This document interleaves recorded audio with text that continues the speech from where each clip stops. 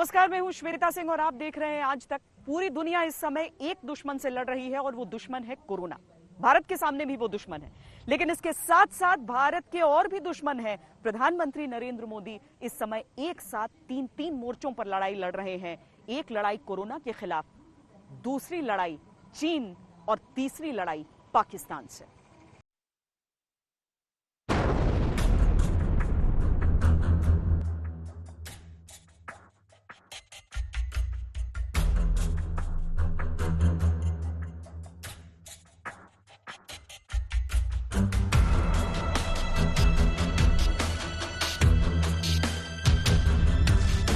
हमारे यहाँ तो बार बार कहा जाता है, सावधानी हटी तो दुर्घटना घटी। प्रधानमंत्री नरेंद्र मोदी ने सावधानी हटी और दुर्घटना घटी की बात तो कोरोना से बचाव के मामले में कहा था, लेकिन जिस वक्त प्रधानमंत्री मोदी एक अदृश्य वायरस के खिलाफ जंग में देश को सतर्क कर रहे थे, उसी वक्त वो खुद भी सतर्क थे दो और दुश्मनों से। बात भले कोरोना की कर रहे थे। आप कोरोना वैश्विक महामारी, उस पर पूरी दुनिया की स्थिति को समाचारों के माध्यम से सुन भी रहे हैं और देख भी रहे हैं। आप ये भी देख रहे हैं कि दुनिया के समर्थ से समर्थ देशों को भी कैसे इस महामारी ने बिल्कुल बेबस कर दिया। पूरी दुनिया इस वक्त एक दुश्मन से लड़ रही है जिसका नाम कोरोना है। उसी वक्त भारत तीन दुश्मनों से 2020 का मुकाबला कर रहा है। प्रधानमंत्री मोदी के सामने पहला दुश्मन पाकिस्तान है जो चीन की शह पर चलता है। दूसरा दुश्मन चीन है जिसने कोरोना के दौरान भी पूर्वी लद्दाख में भारतीय सीमा के अंदर अपना सैनिक अभ्यास करने की जुर्रत की। और तीसरा दुश्मन कोरोना है जो चीन से चला है, पूरी दुनिया में फैला है और हिंदुस्तान भी उससे जूझ रहा है। इससे आप अंदाजा लगा सकते हैं कि भारत के सामने कितनी बड़ी चुनौती इस कोरोना काल में खड़ी हो गई है। अगर सावधानी नहीं रहती तो पुलवामा में आग की ये धधकती लपटें आज हिंदुस्तान को खून के आंसू रुला रही होती। तब पिछले साल 14 फरवरी का वो मंजर हमारी रूह को कपकपा देता जब हमारे सीआरपीएफ के 40 जवान शहीद हुए थे। उस शहादत का बदला एयर स्ट्राइक से पूरा हुआ। हमारे सेना के जवान रोज लड़ रहे हैं। थोड़ा देर पता चले इस कोने में है तो पहुंच जाते हैं, और सुबह टीवी चालू करो तो पता चल रहा है हाँ वहां चल रही है गोलियां। वो हिम्मत के साथ कर रहे हैं, लेकिन ये कब तक चलेगा? और तब मैंने तय किया कि अब ये जहां से कंट्रोल होता है खेल वहीं खेला जाएगा। पिछली बार की घटना से पुलिस ने, प्रशासन ने, सेना ने, खुफिया व्यवस्था ने, सबने सबक ले ली थी कि सिर्फ पाकिस्तान को उसके घर में घुसकर मारना ही समस्या का हल नहीं है, बल्कि पहले तो आतंक की हरकतों को रोकना होगा। जम्मू और कश्मीर के पुलवामा में इस बार पुलिस ने आतंकियों के मंसूबों के ही परखच्चे उड़ा दिए। और मिलिटेंट में खास करके जैश मोहम्मद हरदम प्रयास करता रहा है कि बड़ा सा सेंसिटिव अटैक करे, सेंसेशनल। जैसे कि आप लोग देखे होंगे कि पिछले 4 महीना में जैश मोहम्मद का कमांडर कारी यासीन मारा गया, HM का रियाद को मार गया, उसका डिप्टी चीफ जुनैद सिफला मार गया।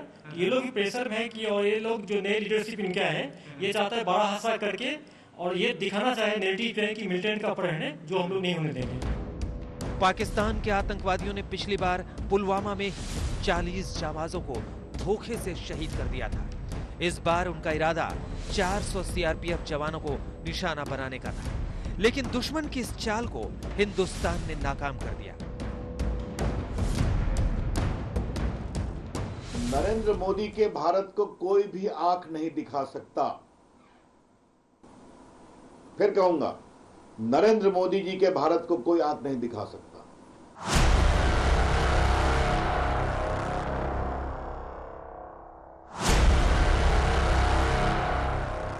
अब आगे बढ़ते हैं।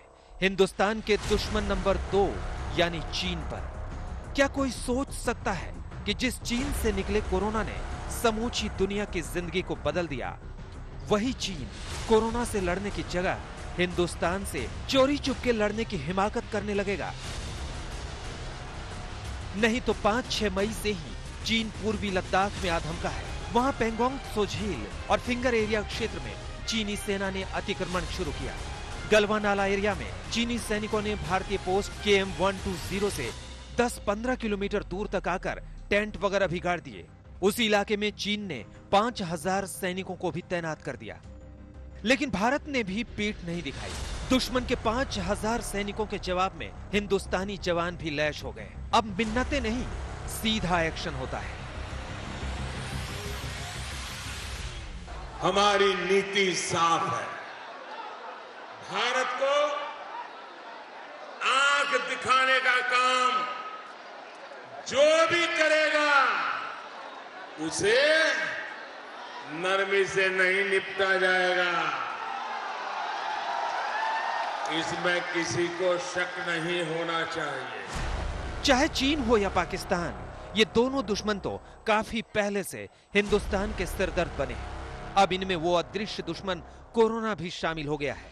पूरी दुनिया में अब तक 58,13,000 से ज्यादा लोग कोरोना से त्रस्त हैं और 3,58,000 लोगों की जान जा चुकी है। उस अनुपात में भारत में कोरोना से लड़ने के लिए मोदी ने अपनी सेनाएं तैनात कर दी। स्वास्थ्य के स्तर पर भी, पैसे के स्तर पर भी। 20 लाख करोड़ रुपए का है ये पैकेज। भारत की GDP का करीब 10% है। एक साथ 3 दुश्मनों से सीधी भिड़ंत है ये। चीन इस शातिर चाल के केंद्र में है, लेकिन प्रधानमंत्री नरेंद्र मोदी एक साथ चीन, उसकी शह पर चलने वाले पाकिस्तान और उसके फैलाए कोरोना का मुकाबला कर रहे हैं। आज तक ब्यूरो। तो इन 3 दुश्मनों में से भारत का सबसे पुराना दुश्मन है पाकिस्तान। आजादी के साथ ही 1947-48 की लड़ाई हो गई थी और उसके बाद से तो पाकिस्तान प्रायोजित आतंक लगातार कश्मीर घाटी को परेशान किए हुए। पिछले साल पुलवामा में जिस तरह का खूनी खेल उसने खेला था वो सबके सामने है। इस साल पुलवामा में उसने वैसी ही साजिश को दोहराने की कोशिश की। वलीद नाम का एक आतंकी है जो पाकिस्तानी आतंकवादी है। किस तरीके से IED में माहिर है वो, ये भी अपने आप में जानकारी निकलकर सामने आई है। लेकिन भारतीय सुरक्षा एजेंसियों ने पाकिस्तानी साजिश की धज्जियां उड़ा दी हैं।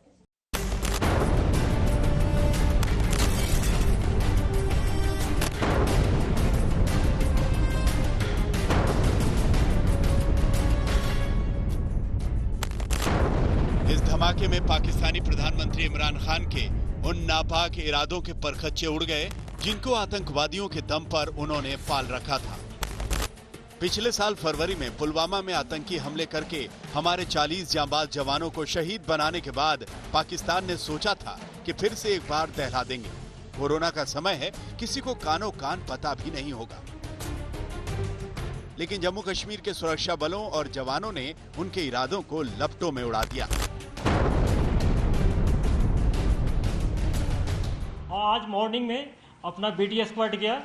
जब उसने देखा कि इसमें ID एक्सप्लोसिव लोडेड व्हीकल है, तो हमारी टीम वहां जाके उसमें आर्मी, CRP, पुलिस की टीम जाके उसको पूरे टेक्निकल ढंग से उसको डिफ्यूज किया।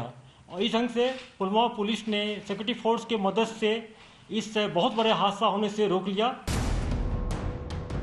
पाकिस्तान ने कभी भारत को अपना दोस्त माना ही नहीं, इसीलिए साजिशों के नए प्रयोग करता रहता है। लेकिन इस बार जम्मू कश्मीर पुलिस, CRPF और सेना के साझा ऑपरेशन में आतंकवादियों की इस कार को वक्त रहते बर्बाद कर दिया गया जिसमें तबाही के सामान रखे थे, और फिर उसमें भारी मात्रा में रखे IED को डिफ्यूज कर दिया गया। इसके साथ ही एक बड़ा आतंकी हमला टल गया। पुलिस के लिए राहत की बात यही है कि समय रहते हुए उन्होंने इस ब्लास्ट को डिफ्यूज किया, वरना अगर इसका निशाना सुरक्षा बल जो कि आतंकियों का निशाना था बनते तो कहीं ना कहीं काफ़ी ज़्यादा क्षति इस ब्लास्ट से होती।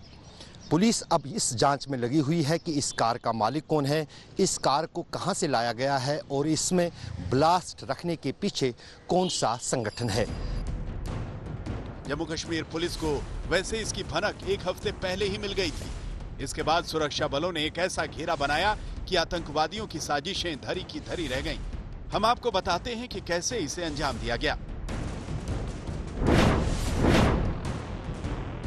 पुलवामा में सबसे पहले मुखबिर ने जम्मू कश्मीर पुलिस को आतंकवादियों की इस हरकत की सूचना दी, जिसके बाद जम्मू कश्मीर पुलिस के एसएचओ ने सीआरपीएफ के आला अधिकारियों से बात की। इसमें सेना को भी शामिल किया गया क्योंकि जैश और हिजबुल की साझी आतंकी साजिश की बात सामने आई थी।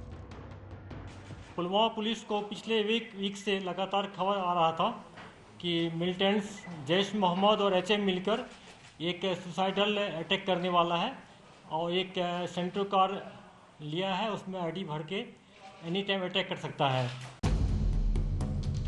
सुरक्षा एजेंसियों को पता चल चुका था कि एक कार पुलवामा में श्रीनगर नेशनल हाईवे की तरफ जाने वाली है, जिसमें भारी मात्रा में विस्फोटक है।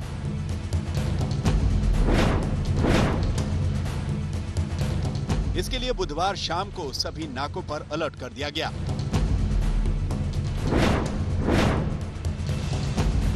रात के 11 बजे जब पुलिस ने कार को देखा तो रोकने की कोशिश की।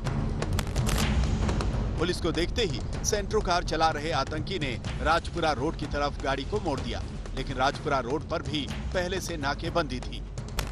यहां आतंकी ने नाके तोड़कर भागने की कोशिश की, जिसके बाद सुरक्षा बलों ने कार पर गोलियां चलानी शुरू कर दी, लेकिन अंधेरे का फायदा उठाकर आतंकी कार छोड़कर फरार हो गया। बाद में जब कार की तलाशी ली गई तो उसमें करीब 45 किलोग्राम आईईडी विस्फोटक थे। इसी गाड़ी में जिसका खबर था, जब नाका पार्टी के पास आया तो हमारे फोर्स ने वार्निंग फायर दिया। वार्निंग फायर करने के बाद मिलिटेंट गाड़ी घुमा के वहां से भागा। अगला नाका पार्टी भी उस पर फायरिंग किया, वार्निंग फायरिंग किया, तो उस जगह मिलिटेंट क्योंकि अंधेरा था, गाड़ी को छोड़ के वहां से भाग गया। अब उस विस्फोटक को डिफ्यूज करने की चुनौती थी, क्योंकि पुलवामा 1 में करीब 40 किलो विस्फोटक देश को बहुत महंगा पड़ गया था। जवानों ने रात भर इंतजार करके एक्सपर्ट की टीम को बुलाया और फिर गुरुवार सुबह 8 बजे बम स्क्वाड को बुलाकर आईईडी को डिफ्यूज किया गया। इसको डिफ्यूज करने में भयंकर धमाका हुआ, जिसकी गूंज 2 किलोमीटर तक सुनाई दी। और आगे क्या क्या हुआ, इसको चश्मदीद से सुनिए। फिर सुबह निकाला, आप यहाँ से निकलो, खिड़की विड़की रखो खुला, डंगर है वंगर है, अगर कोई है वो इसको बाहर निकालो। फिर इस गाड़ी को धमाका किया तो और हमारा इस मकान को तबाह कर दिया। तो कितना नुकसान हुआ गया? क्या बताएंगे, इसको तकरीबन 30 लाख रुपया हो गया इस मकान में। अब ये सब खत्म हो गया। ये धुआं तो छट जाएगा, लेकिन पाकिस्तान की आंखों पर चढ़ा आतंक का धुआं कब छटेगा, ये साफ नहीं। जम्मू कश्मीर पुलिस और सुरक्षा एजेंसियों को पहले ही भनक लग गई थी कि पाकिस्तान के जैश वाले आतंकी क्या करने वाले हैं। उनका इरादा तो जंगे बद्र के दिन ही हमले का था, यानी 11 मई को, रमजान का वो 17वां दिन जब इस्लाम की पहली लड़ाई हुई थी। लेकिन सुरक्षा गश्ती में आतंकी तब कुछ नहीं कर पाए थे, लेकिन अब उनकी कोशिशों में धमाका हो चुका है। अशरफ वानी, पुलवामा, आज तक। पाकिस्तान लगातार अपनी आतंकवादी गतिविधियां जो हैं वो जारी रखता है। वो देश में अपने देख नहीं रहा है कि कोरोना से कैसे हालात हैं। वो सिर्फ इस कोशिश में जुटा रहता है कि कैसे भारत को परेशान कर सके। हमने देखा कि जब उसने उरी में हमला किया तो भारत ने सर्जिकल स्ट्राइक के जरिए जवाब दिया। जब उसने पिछले साल पुलवामा की वो कायराना कार्रवाई की तो भारत ने उसके बदले में जाकर एयर स्ट्राइक्स किए। लेकिन जो सुधर जाए वो पाकिस्तान हो ही नहीं सकता।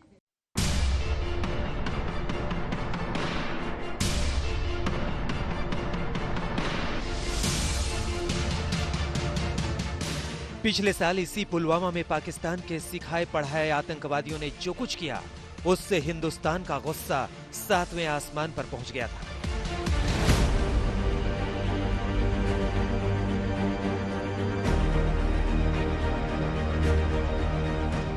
और उसी का नतीजा हुआ कि भारत ने पाकिस्तान में एयर स्ट्राइक कर दी। मैं आतंकी संगठनों को और उनके सरपरस्तों को कहना चाहता हूं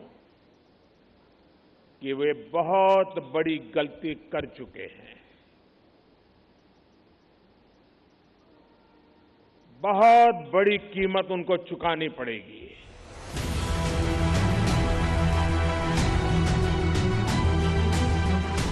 पाकिस्तान ने खुद को भारत का एक ऐसा दुश्मन बना दिया है जिसमें बस प्रधानमंत्री या राष्ट्रपति बदलते हैं, लेकिन उस देश का आतंकवादी नजरिया नहीं बदलता। पाकिस्तान ने इमरान खान के राज में पिछले साल 138 बार घुसपैठ की। सीजफायर का उल्लंघन पिछली बार 3168 बार की और इस साल फरवरी तक ही 646 बार। जिस समय कोरोना से दुनिया त्रस्त है, खुद पाकिस्तान का हाल बेहाल है, लेकिन उसने कश्मीर में अपना आतंकवादी सरगना रियाज नाइकू को बनाया तो उसका काम तमाम हो गया। अब गाजी हैदर मौत का इंतजार कर रहा है। हर यूनिट को कई टास्क दिए जाते हैं और उस टास्क के मुताबिक वो अपना प्लानिंग करते हैं और कई बार उस प्लानिंग के हिसाब से वो कामयाब भी हो जाते हैं टेररिस्ट को एलिमिनेट करने के लिए और लीडरशिप को एलिमिनेट करने के लिए। तो ये कार्रवाई हर यूनिट इसी तरीके से करती रहेगी।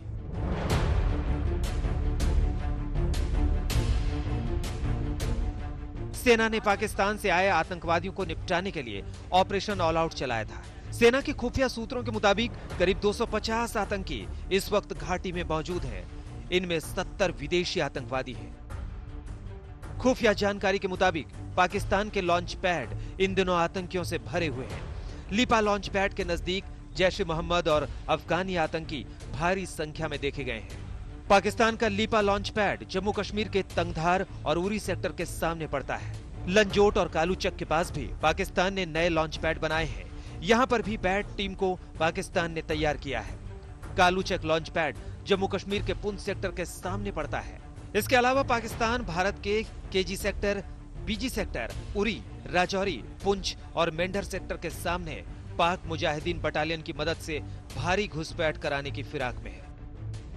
अब लातों के भूत बातों से तो मानते नहीं, इसलिए हमारी सुरक्षा एजेंसियां उनका इलाज करने के लिए पूरी तरह तैयार हैं। वो इस ताक में हैं कि कोई एक हाई प्रोफाइल अटैक या ऐसा कोई टेररिस्ट वायलेंस का वाकया क्रिएट करें जिससे कि वो सेंसेशनलाइज कर सकें चीज को, और जैसे कहते हैं कि वो मतलब वो कहें कि हमने बदला ले लिया, क्योंकि उनको उनके ऊपर भी एक दबाव है कि आर्टिकल 370 को डाइल्यूट किया गया, JNK के 2 हिस्से किए गए और दोनों यूनियन टेरिटरी बना दी गई। तो आपने क्या किया?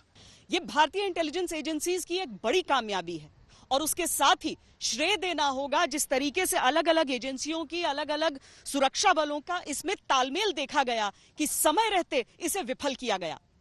लेकिन इसका एक और मतलब यह है कि पाकिस्तान पूरी तरीके से सक्रिय है कि कुछ बड़ा करने में वो कामयाब हो, हालांकि हिंदुस्तान उससे अधिक तैयार है। पहले पाकिस्तान से आए आतंकी कुछ गड़बड़ करते थे तो हिंदुस्तान जवाब देता था। अब गड़बड़ियों के लिए भी कोई गुंजाइश नहीं है। दिल्ली में श्वेता सिंह के साथ आज तक ब्यूरो। लेकिन इस पूरे घटनाक्रम में पाकिस्तान के मन का चोर भी सामने आ रहा है। कैसे इमरान खान लगातार ये ट्वीट करते रहे कि भारत अपनी तरफ से किसी गलत आतंकी कार्रवाई की बात करेगा ताकि वो पाकिस्तान से उसका बदला ले सके, ऐसी एक्टिंग कर सके। लेकिन अजीब सा इत्तेफाक है कि एक तरफ इमरान खान इस तरह के ट्वीट्स करते हैं और दूसरी तरफ वाकई इस तरह की साजिशें रची जा रही हैं। इमरान खान वैसे कोई भी लकीर ऐसी नहीं, कोई भी सीमा ऐसी नहीं जिसे लांग नहीं रहे। उन्होंने प्रधानमंत्री नरेंद्र मोदी के लिए न जाने क्या क्या अनाप शनाप बकाए।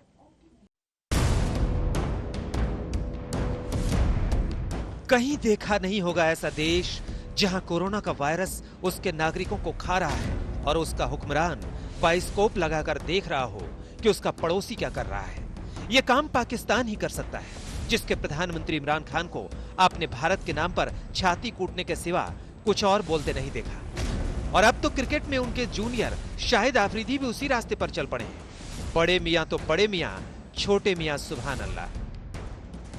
लेकिन ये जो एक बहुत बड़ी बीमारी इस वक्त दुनिया में फैली हुई है, अल्लाह ताला हम सबको अपनी हिफ्ज़ो अमान में रखे। लेकिन इससे बड़ी बीमारी जो है वो मोदी के दिलो दिमाग में है। और वो बीमारी मजहब की बीमारी है। मजहब को लेके वो सियासत कर रहे हैं और हमारे ये 2 किलोमीटर पे जहां हमारे कश्मीरी भाई, कश्मीरी बहनें, बुजुर्ग हमारे, उनके साथ जो इतने अरसे से जुल्म कर रहा है वो आदमी, इंशाअल्लाह उसको इस दुनिया में भी जवाब देना होगा और आखिरत में भी जवाब देगा वो।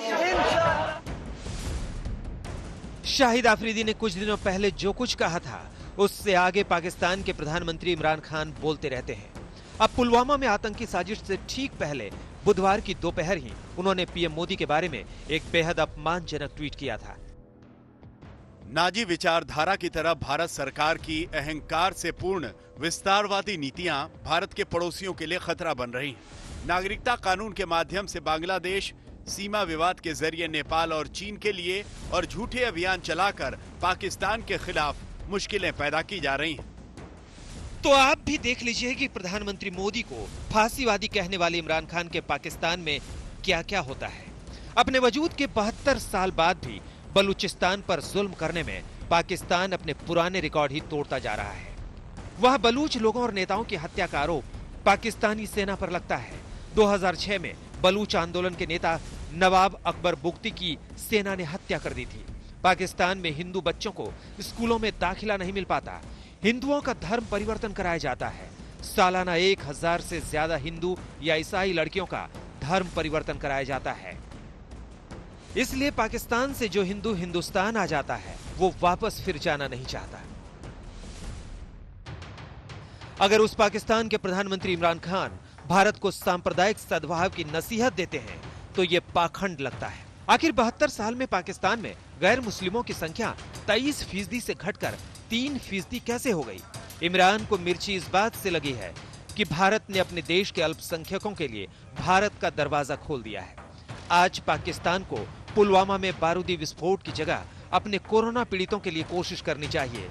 लेकिन पाकिस्तान के गैर जिम्मेदार रवैये को देखिए कि मार्च में जब पीएम मोदी ने सार्क देशों के राष्ट्रीय अध्यक्षों संग वीडियो कॉन्फ्रेंसिंग की तो इसमें पाकिस्तान के प्रधानमंत्री नहीं आए। कोरोना से उनको क्या लेना देना? इमरान खान ने तय कर लिया है कि पाकिस्तान को कोरोना से ज्यादा खतरनाक बनाना है, जो दुर्भाग्य से है भी। आज तक ब्यूरो। भारत किस तरीके से अपने दुश्मनों को रिस्पॉन्ड करता है ये भी अपने आप में बड़ा दिलचस्प है। एक तस्वीर है वो जो 2014 के पहले की है और एक तस्वीर 2014 के बाद की है। प्रधानमंत्री नरेंद्र मोदी ने कभी इस बात को कहने से गुरेज नहीं किया कि वो अपनी सेना के साथ इतनी मजबूती से खड़े हैं कि अगर सर्जिकल स्ट्राइक के लिए भेजते हैं तो असफलता का पूरा जिम्मा लेने के लिए वो तैयार हो जाएंगे। और इसीलिए हम सर्जिकल स्ट्राइक भी देखते हैं, हम एयर स्ट्राइक भी देखते हैं और सबसे कठिन फैसला कि कश्मीर से धारा 370 को हटाया जाएगा, किसी ने कल्पना भी नहीं की थी। कुछ यही है अंदाज आज के भारत का। –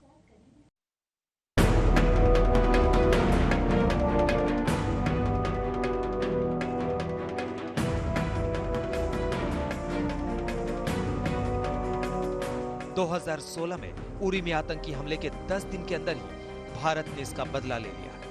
भारतीय सेना पूरी तैयारी के साथ 28-29 सितंबर की आधी रात पाकिस्तान की सीमा में 3 किलोमीटर अंदर घुस गई। जाबाज जवानों ने आतंकियों के ठिकानों को तहस नहस कर डाला। पूरे ऑपरेशन पर पीएम मोदी की भी नजर थी। मैं लाइव कांटेक्ट में था। चीजें तो सूर्योदय के भी 1 घंटे के बाद वो समय मेरे लिए बहुत कठिन था, बहुत मुश्किल था, क्योंकि मैं जिंदा लौटने की खबर सुनने के लिए मैं बड़ा रहा था। वहाँ कितना नुकसान हुआ वो बात का विषय है, लेकिन मेरा जवान जिंदा लौटे मेरी पहली प्राथमिकता थी। लेकिन पाकिस्तान की अकल ठिकाने नहीं आई। उसने पुलवामा में सुरक्षा बल के जवानों को निशाना बनाया। इसका जवाब भारत ने पाकिस्तान के खैबर पख्तूनख्वा सूबे में बालाकोट कैंप पर तबाही मचाने वाली एयर स्ट्राइक से दिया। लेकिन सबसे ऐतिहासिक मोड़ तब आया जब मोदी सरकार ने जम्मू कश्मीर को विशेष दर्जा देने वाले अनुच्छेद 370 को खत्म कर दिया। कश्मीर के इस नाजुक मसले पर जहां पहले की सरकारें हाथ डालने से पीछे हट जाती थीं, वहीं मोदी सरकार ने डंके की चोट पर इसे खत्म कर दिया। मैं जब जम्मू एंड कश्मीर बोलता हूं, माननीय सदस्य, इसलिए एग्रेसिव हूं कि जम्मू एंड कश्मीर के पीएको को आप भारत का हिस्सा नहीं मानते हो क्या? एग्रेसिव ना हो, जान दे देंगे इसके लिए। क्या बात कर रहे हो आप? एग्रेसिव होने की क्या बात कर रहे हो? जान दे देंगे इसके लिए। पाकिस्तान शोर मचाता रहा, लेकिन उसका शोर दुनिया में किसी ने नहीं सुना आज तक। भारत के दूसरे दुश्मन की बात करते हैं, यानी चीन। चीन यूं तो कोई ना कोई अपनी चालबाजी करते ही रहता है, लेकिन किसी ने सोचा नहीं था कि कोरोना के इस संकट काल में भी चीन वो करेगा जो आज की तारीख में वास्तविक नियंत्रण रेखा पर वो कर रहा है। लेकिन भारत ने भी ठान लिया है, जिस तरह डोकलाम में एक कदम पीछे नहीं हटे थे, वही हाल लद्दाख में रहेगा। हम अपनी जगह पर कायम रहेंगे, हटना पड़ेगा पीछे तो सिर्फ चीन को।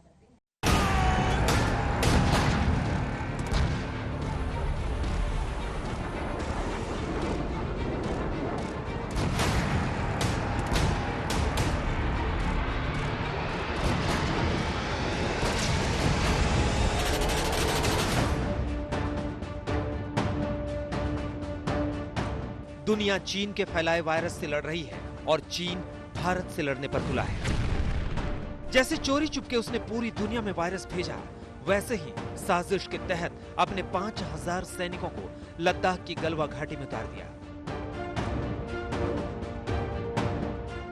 लेकिन सरकार के चट्टानी समर्थन के साथ सेना चीन को सबक सिखाने में जुट गई है। डोकलाम में चीन को पीछे ढकेलने वाली पीएम मोदी की रणनीति शायद चीन भूल गया है।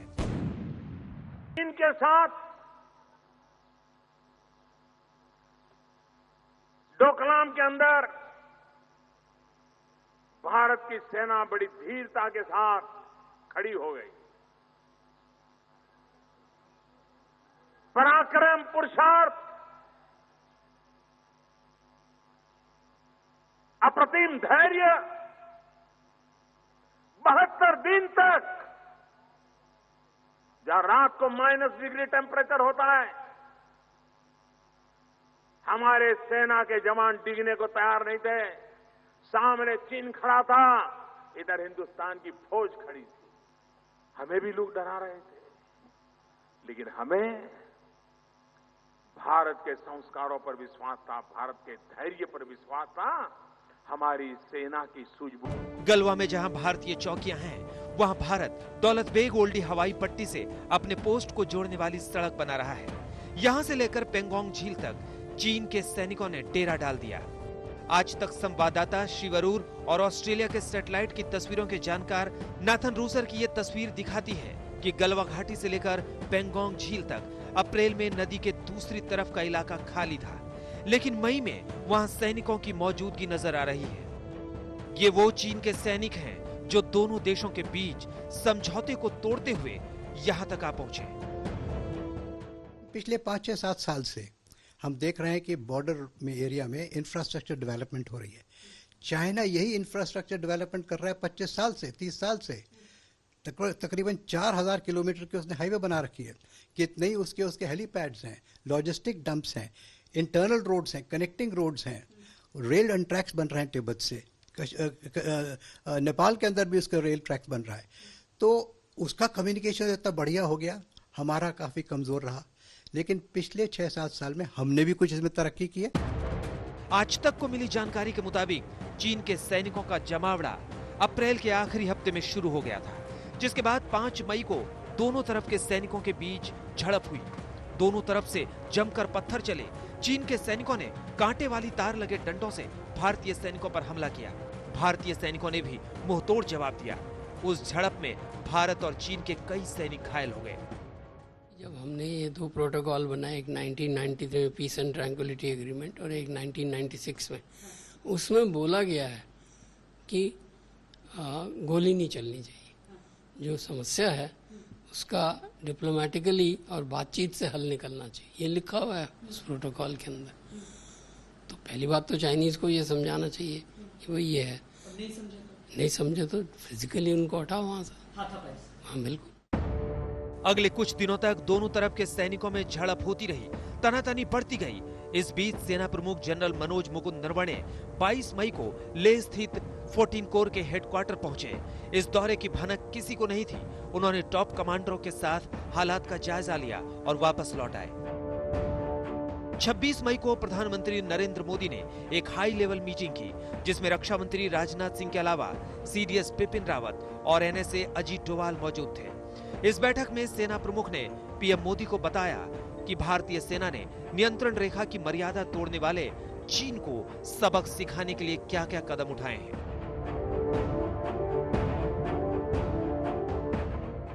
ये समय कोरोना से लड़ने का है, डेवलपमेंट, हमारा एजेंडा डेवलपमेंट का है, वॉर का नहीं है। हम चाहते नहीं है कि कन्फ्रंटेशन हो किसी भी देश के साथ। हमारी पॉलिसी अमन शांति की है, लेकिन चाइना इस बात को समझे तो। चीन की एक एक हरकत पर भारतीय सेना और वायुसेना की नजर थी। सैटेलाइट और ड्रोन लगातार उन पर नजर रख रहे थे। इस वजह से चीन ने झांसा देने के लिए एक चाल चली। पहले उसने नियंत्रण रेखा के अपने हिस्से में युद्धाभ्यास का नाटक रचा। इसी दौरान नियंत्रण रेखा पर भारत की चौकियों तक अपने सैनिकों को पहुंचाने के लिए उसने कीचड़ ढोने वाले ट्रकों का इस्तेमाल किया। ये ट्रक उसके इलाके में बन रही हवाई पट्टी के लिए कीचड़ की ढुलाई कर रहे थे। चीन ने अपने सैनिकों को इन ट्रकों में बिठाकर भारतीय चौकियों के सामने पहुंचा दिया। उसके बाद से ही दोनों तरफ के सैनिक आमने सामने हैं। चीन की ये चालबाजी पकड़ी गई और अब मोदी सरकार ने सेना को इनसे निपटने की खुली छूट दे दी है।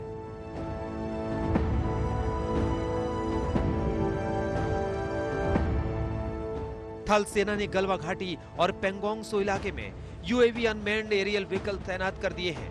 वहीं वायुसेना ने पूर्वी लद्दाख में अपनी गतिविधि बढ़ाते हुए चिनूक हेलीकॉप्टर को फॉरवर्ड इलाकों में उतारा है।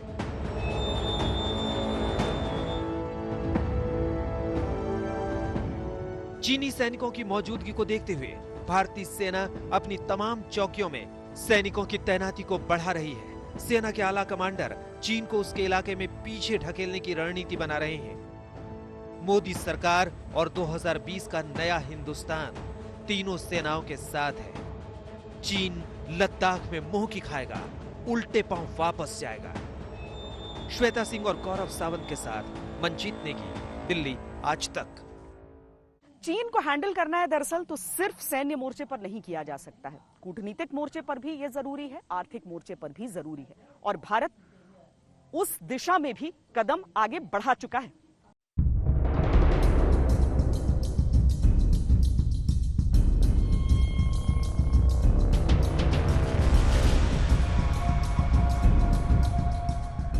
चीन चकमा देते हुए लद्दाख में तो आ गया, लेकिन उसकी वापसी का मुकम्मल इंतजाम जल्द ही होने वाला है। 2020 की भारतीय सेना और 2020 की मोदी सरकार चीन को मुंहतोड़ जवाब देने वाली है। चीन के खिलाफ भारत का चक्रव्यूह तैयार है। ये वो चक्रव्यूह है जिसे प्रधानमंत्री नरेंद्र मोदी ने बनाया है। अब इस चक्रव्यूह से चीन का निकलना बेहद मुश्किल हो गया है। लद्दाख में चीन की नकेल कसने के लिए मोदी सरकार ने केवल सेना ही नहीं भेजी है, बल्कि उससे आगे का ऐसा प्लान तैयार किया है कि चीन तिलमिला जाएगा। चीन की विस्तारवादी सोच को मुंहतोड़ जवाब देने के लिए तैयार पहला घेरा सामरिक यानी सेना की तैयारियों से जुड़ा है। चीन से निपटने में भारतीय सेना पूरी तरह सक्षम है। जरूरत है तो उसके हौसले को बढ़ाने की। ये हौसला पीएम मोदी ने हमेशा ही बढ़ाया है। इसी हौसले के दम पर भारतीय सेना आंख दिखाने वाले चीन को उसी की भाषा में जवाब दे रही है। इस वजह से ही चीन तिलमिलाया हुआ है। हर कुछ दिनों के बाद हम देखते हैं कि बॉर्डर के ऊपर इंकर्शन होने लगता है या कन्फ्रंटेशन इस मूव पे चाइनीज आर्मी आ जाती है, डिप्लॉयमेंट हो जाता है। वहाँ पे भारत को इंफ्रास्ट्रक्चर डेवलप नहीं करने दे रहे हैं उस क्षेत्र में। दौलत बेग ओल्टी का जो रीजन है लद्दाख का, वहाँ के ऊपर, तो ये बातें नहीं करी जाती। अगर उन्हें डिफरेंसेस हैं तो बातचीत करें। कोरोना वायरस के मामले में पूरी दुनिया के सामने चीन की फजीहत हो रही है। इसके बावजूद चीन अपने रक्षा बजट को बढ़ा रहा है। वहीं राष्ट्रपति जिनपिंग ने अपने सैन्य अधिकारियों के साथ बैठक कर युद्ध के लिए तैयार रहने की बात की है। लेकिन ये सारी कवायद ध्यान बटाने की चाल है, जिसे मोदी सरकार बखूबी समझ रही है। चीन के साथ धैर्य और संयम के साथ काम करने की आवश्यकता है। मुझे पूरा भरोसा है हमारे तीनों सेनाओं के अंगों पर कि वो किसी भी चुनौती का सामना करने को तैयार है। भारत ही नहीं, अमेरिका भी चीन की चाल को अच्छी तरह समझ रहा है। अमेरिकी राष्ट्रपति ने भारत चीन सीमा विवाद में मध्यस्थता का ऑफर कुछ इस अंदाज में दिया कि उसे भारत के मामलों में दखल से ज्यादा भारत के समर्थन के तौर पर देखा जा रहा है। See, as I have told you, we are engaged with the Chinese side to peacefully resolve this issue.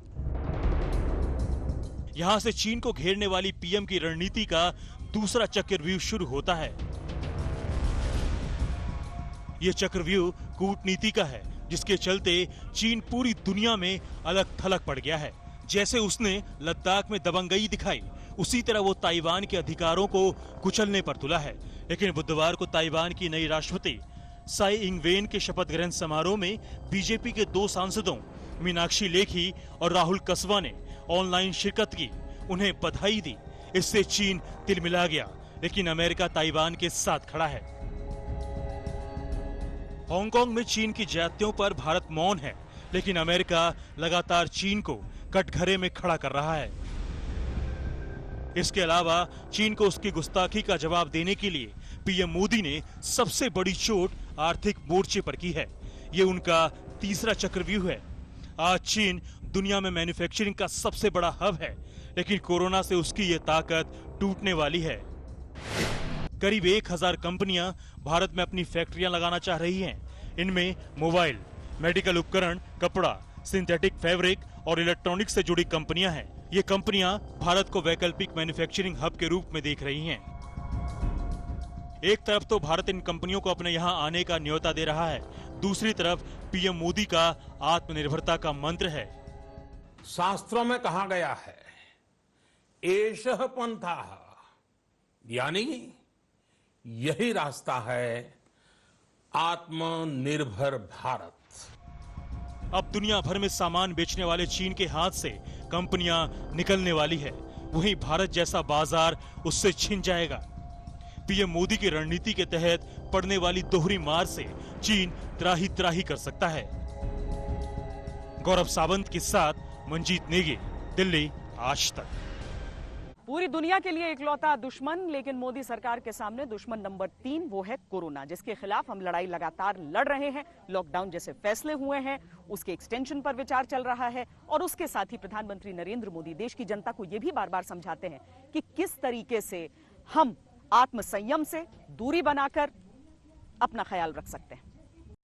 घर में रहे और एक ही काम करे कि अपने घर में ही रहे। पूरी दुनिया के साथ साथ चीन से फैला कोरोना वायरस हिंदुस्तान तक पहुंचा, लेकिन शुरुआती घटनाओं के सामने आते ही प्रधानमंत्री नरेंद्र मोदी ने बेहद कठोर कदम उठाए। पूरे देश में 21 दिन का लॉकडाउन लागू कर दिया। संपूर्ण देश में संपूर्ण लॉकडाउन होने जा रहा है।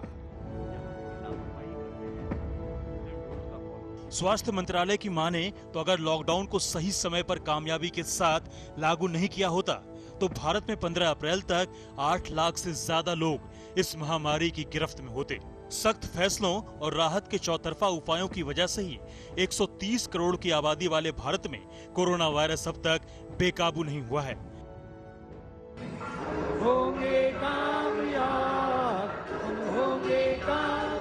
कोरोना वायरस के खिलाफ वैश्विक लड़ाई में भारत पूरी दुनिया को राह दिखा रहा है, तो इसकी सबसे बड़ी वजह है कि देश में सशक्त नेतृत्व है। पीएम मोदी ने न केवल समय पर देश में पूर्ण लॉकडाउन लागू किया, बल्कि फिजिकल डिस्टेंसिंग और कोरोना वॉरियर्स के सम्मान को जनमानस का मंत्र भी बना दिया। कोरोना महामारी के खिलाफ निर्णायक लड़ाई के लिए ये कदम अब बहुत आवश्यक है। निश्चित तौर पर इन लॉकडाउन की एक आर्थिक कीमत देश को उठानी पड़ेगी।